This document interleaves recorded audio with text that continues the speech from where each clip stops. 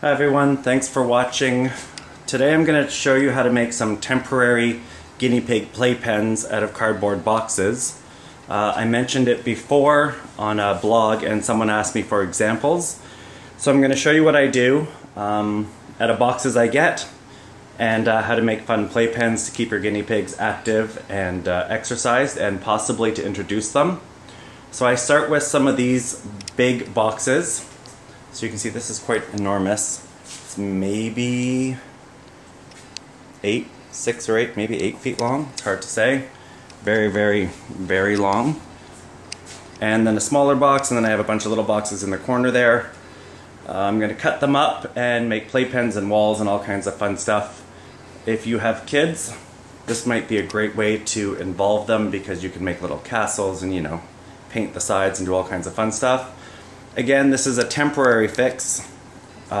These cardboard boxes do get worn down, they can be chewed. Most of my guinea pigs have never chewed through the boxes. They've chewed a bit on the entranceways, but they've never tried chewing through the boxes, and I've left them in them for a few days, and usually it's more about me cleaning them out and just throwing the boxes away than it is about them chewing through it or something. So as long as you don't have any cats or dogs in the house, you can leave them in here and they won't be able to climb out depending on how high the sides are. Alright, so I'm just going to start hacking away and show you as I go. Alright, so I'm going to start by cutting the top off of this so I can use it as little walls. If you're wondering where I got a box like this is called a floor stand pre-packed box. So if you go to a grocery store, or I got mine at Shoppers Drug Mart, you could probably get them at any type of store. Just ask for a floor stand cardboard box. So the stand looks like this. It comes in here, and it's the kind you see in the stores that have all the little things on them and they're disposable. This is the box they come in. They're really long. They come in different sizes. This is one of the bigger ones. And I'm sure you can imagine how you could put them all side to side or end to end and create an entire city for your little guinea pigs. So we've got that one. I'm going to use like this, and I'm going to cut the top out so that it's like a little play yard outside of the taller box that I can't really see inside. So let's watch out. I'm going to give this one a little lip so that the guinea pigs have a little ceiling around them all the way around the top. I'll show you after it's done. And it will also prevent them usually from jumping out.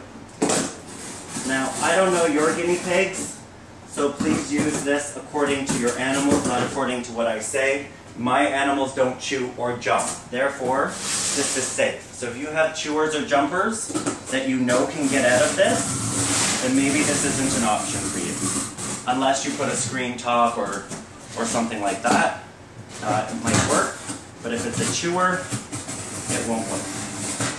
Because cardboard's pretty easy to chew. You can see here, I put a little lip around it. And that's so that the guinea pigs can run around the walls. We all know they like their walls. Really wide is kind of unnecessary for a lot of guinea pigs because they don't like to cross the middle, they like to stick to walls. So I'm going to make this kind of maze-ish. So that'll be like that. This is the long box. And of course you have options depending on the space you have, whether you want to attach it this way, or if you want to attach it that way and have them come out. How much cardboard I need. As you can see, I'm really good with the measurements.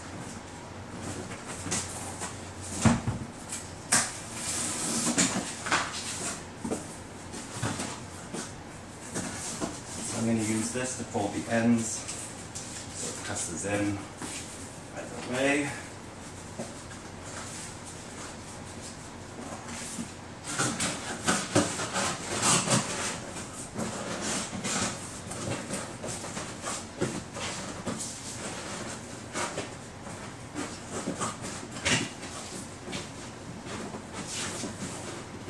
Here we go, we've pressed in a wall. Now you have a choice. You can see here, Maybe you can't because it's really dark. Let's get some light. I put a little fold here, and then on the opposite side, a little fold. If your guinea pigs are really pushy, and they might knock that down, use a pipe cleaner to just secure that through on the top, right through there, and then you shouldn't have any problems. So I'm putting it up high because that usually keeps the guinea pigs from reaching it. One end through.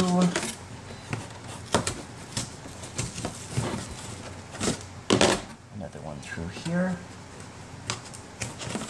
Like that. And you can see on this side. And you just twist it tight. And then that secures it. Now they can't push it down. Alright, so that's an option for securing them that keeps it out of the way if you're worried about tape and glue and all that stuff with guinea pigs.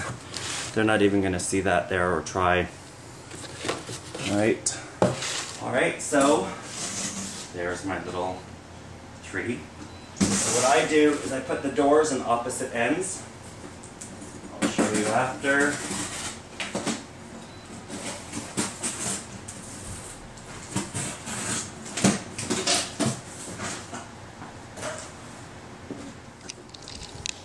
There you go. So the reason I have the doors on opposite ends is when you have multiple animals that don't get along, once they get through a door and they can't see the other guinea pig, it makes for a better living environment. They can smell each other, but they can't see each other. They can get away from each other and feel like they're safe. Alright, so you also want to give them, something to do and explore and go in different places. Put hay in the middle, for example, and not on the outsides, and that type of stuff.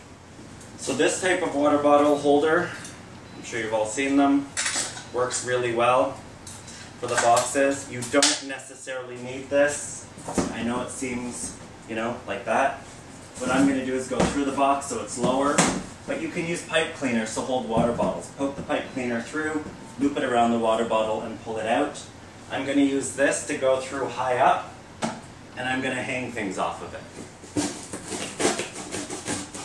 I'm going to leave a lip because I'm going to put hay in this box.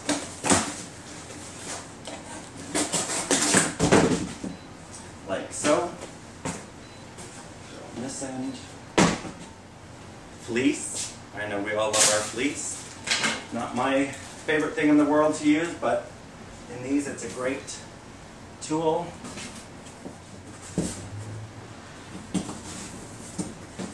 I'm going to secure one box to the other box, just so the guinea pigs can't flip it upside down, pull it away from the wall, do all that wonderful things that they like to do with it. So you can see there now, we've got the door matched up. We've got some stuff happening in here. It's going to be a hay box. Yay. I'm going to put wood shavings in this one.